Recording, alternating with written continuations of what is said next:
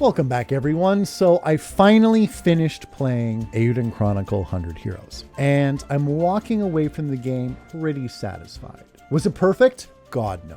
But I gotta say, not for one moment do I regret supporting the game the way I have for the last several years. I'm still very happy with the way things turned out, warts and all. And Eiyuden Chronicle did what I wanted the first game to do, and what's hopefully a new mainline series going forward. And that was to set a basic foundation for gameplay and world building for subsequent games in the series. And I think it did that job very well. There is room for a lot of improvement though. Eiyuden Chronicle had a ton of bugs at launch. There's a bunch of quality of life features that are just missing from the game. There's no excuse to have this many bugs at launch. Nobody likes feeling like that they are beta testing for a game that is fully launched and that they've paid for. I had unrecruitable characters, stuttering, many audio issues, particularly as my base got more and more developed, and really slow menus.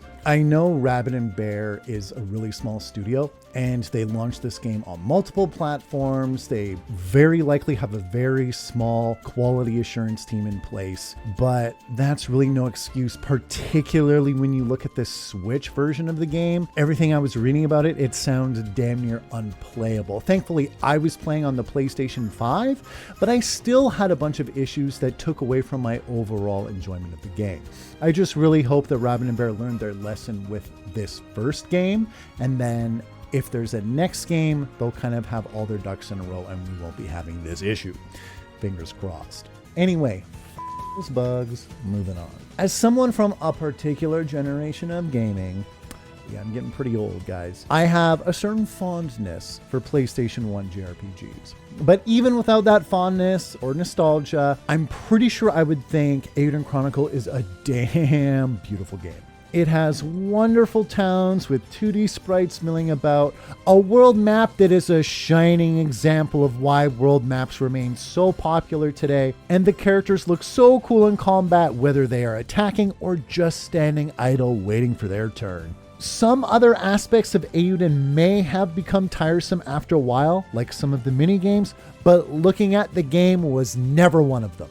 I think Rabbit & Bear friggin' nailed Eiyuden's visuals.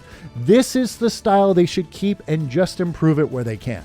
Only a handful of areas felt rather sparse visually, and this was likely compounded by the fact there were few atmospheric sounds in the game's environments, such as footsteps or the busy din of a city street. However, overall, the visuals are one of Eiyuden's biggest strengths, and the good visuals extend to the character design.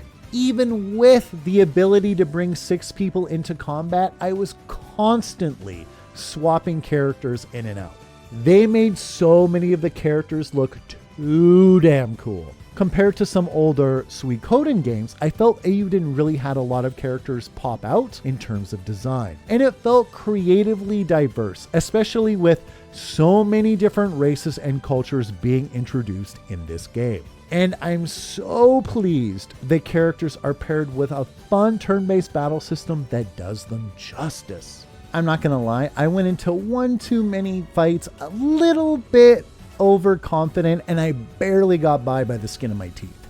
Thank you, Mio, you saved my ass. The Suikoden games were great, but just a bit on the easy side. In Eiyuden, I was having to properly manage resources, be cognizant of who had viable team attacks with one another, and make sure I had the ability to heal quickly. All things I rarely concerned myself with in Suikoden. So it was finally nice to have that challenge. The one-on-one duels were mostly great too. They were cinematic and fun to watch, but I did like how the duels operated in the older Suikoden titles a bit better. In Suikoden, the duels very much functioned like a match of rock, paper, scissors, but Eiyuden's system didn't so much, because for much of Eiyuden's duels, you only have 2 options to choose from versus Suikoden's 3. Yes, there's a third option during duels in Eiyuden, but it was so limited when it could be used. It felt like more of an add-on for cinematic purposes. 3 constant options to choose from in duels felt like the magic number, so I'm sad they changed that from Suikoden. Also, was it just me, or was it really ambiguous at times if you made the right choice in a duel when playing Eiyuden? In Suikoden, it was very cut and dry if you made a right or a wrong choice in a duel.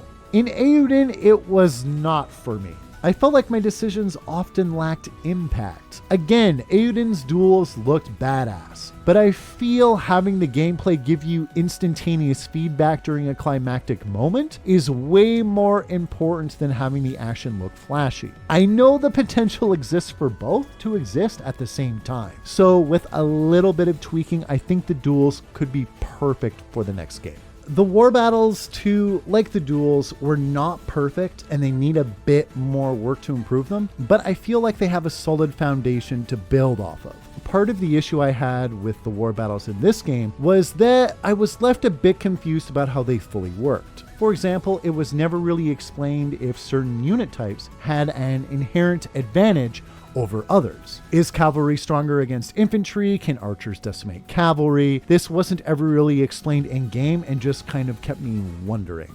Maybe my problem was that I was expecting it to be more complicated than it was. Also, it didn't even seem to be particularly disadvantageous if, for example, my stacked forces were flanked and attacked from multiple directions. I don't think it was a disadvantage, but I felt it should be, and if it was, it wasn't ever really explained. I couldn't come to any real conclusion after playing the game. Having said all this, I still like them and see the potential for improvement in future games. With more unit types, more varied terrain that offers advantages and disadvantages, more complicated siege battles, and less ambiguity on how everything works together in this system, I would be more than happy to see these war battles return. I don't think they need to reinvent them, just improve them. One thing about Eiyuden Chronicle though that totally baffled me was that there was no explanation in-game for how character stats actually work. Like, why would you do that nowadays? Why does that need to be a mystery? Yes, some are obvious, like power is probably going to affect physical attack, but game to game, RPG to RPG stats like luck, for example, the way they affect things is going to be wildly different. And there's even some stats we don't even get to see. We know characters have a critical hit percentage because we get accessories that raise it by 20 or 40% or whatever.